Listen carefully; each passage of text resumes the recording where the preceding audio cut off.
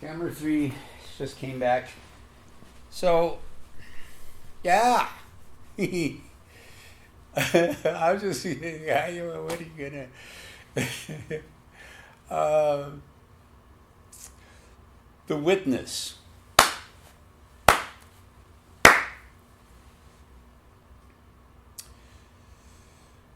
The Witness. The Witness. This, how can I explain the song? You know, I spend a lot of time in science of mind, and there was one small grievance I had at one time, and the minister there, she was, I took the grievance to her, and she just surprised me by how absolutely neutral she could be and still listen to me. Like, she gave me her full attention, but she was so neutral. I had wished for an ally, but instead I got really a reflection back of my own stuff, and it was very sweet. It was disappointing at first, but as I walked away, I thought, I can let go of that stuff. It's like, whatever, I'm good. So, and the song, it started out with this gal, Lynn Kovic, who played with, we were trying to form a band with a bassist named Graham, and the reason for the band is singer-songwriter named Barry Volk. And Barry had a contract with ABC Dunhill, so, and he was thinking, okay, stuff's going to happen here. So, and so was I. I found myself at ABC Records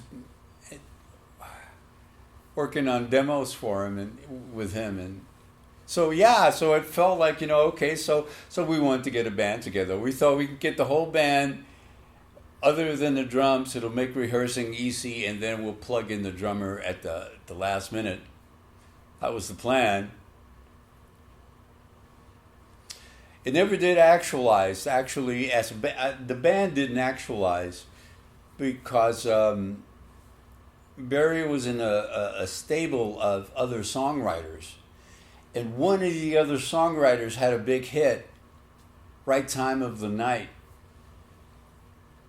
And all of the energy and all of the focus of the company, ABC Dunhill, shifted over to this other guy, and Barry was just left on the shelf. So, so was the band. So, and then the gal, the female vocalist that we had gotten, Lynn, and I started sort of eyeing each other about maybe possibly doing a duo. She sang like a songbird. In fact, her parents were music vocal teachers. So, yeah, there was no lack of chops there. And she had dabbled on piano, and I was encouraging her to play more piano, and she liked that. So, and when you sing with a strong singer like that, it really brings out the best of your voice. You harmonize with them and stuff. It really, you can kind of lean on them because they're so strong. You can hear the pitch. So, I loved it. But we hit, as we were getting to know each other, we had one evening where I think she was holding out hope. This was on the early. We hadn't gotten very even romantic yet. We were just sort of talking, and just kind of, feeling each other out, as they say. Although in this context, it's a little funny, but nonetheless, that's the state we were in, dating, talking, the talking state, where you're sharing history. So I think she was still holding out hope that she had just gone through a heartbreak, and was holding out hope that would somehow work its way out, that he'd come back, or they would somehow, that this wouldn't be the end of it all. But it was not. It was not to be. It was the end of it all, and she was dealing with that as she was telling me the story of themselves. So sad story. So I'm sitting there absorbing this story and not really taking sides, really just taking in the information. By looking at her face and seeing her reactions to her memories of that relationship, and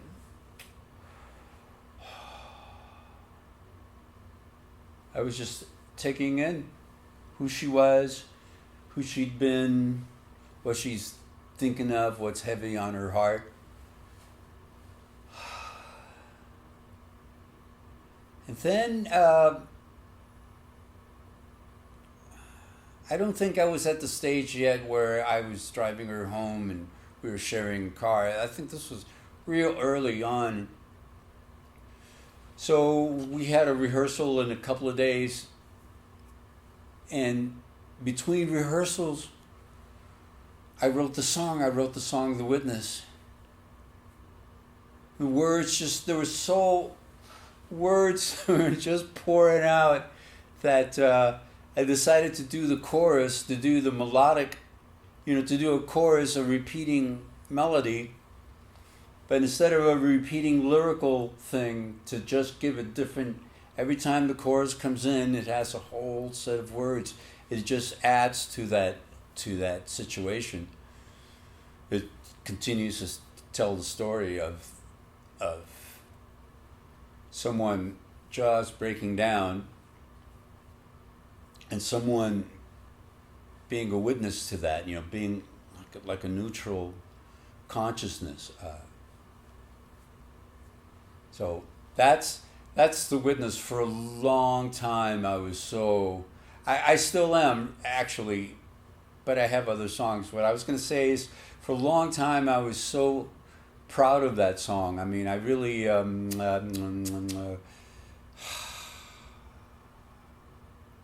I really thought it was a unique song, and it had a wonderful melody. So it being so unique lyrically and having a sweet melody to boot, I was very happy with it. I sent a copy of it to Peter, Paul, and Mary, to Peter Yarrow, who I met at SRS and in Hollywood, singers, songwriter resources services.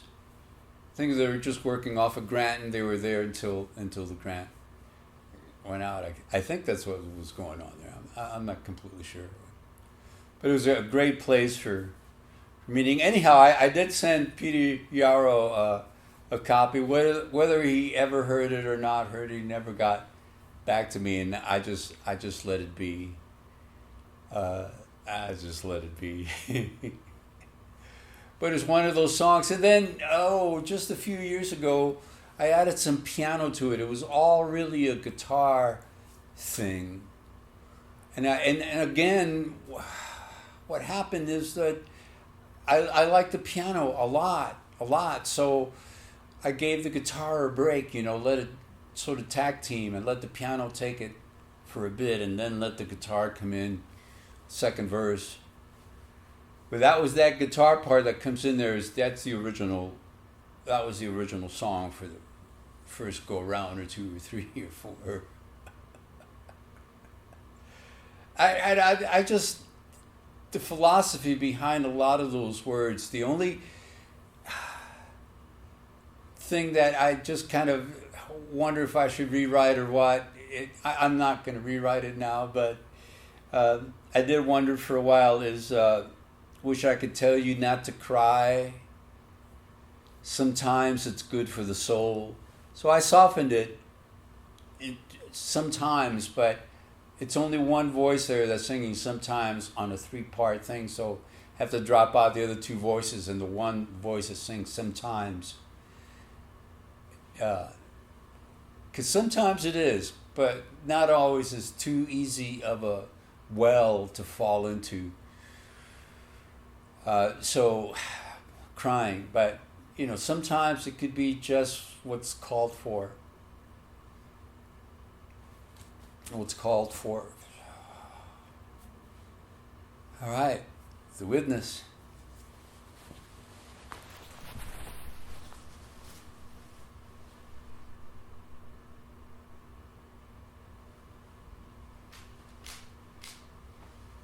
There's 7,000. Wow.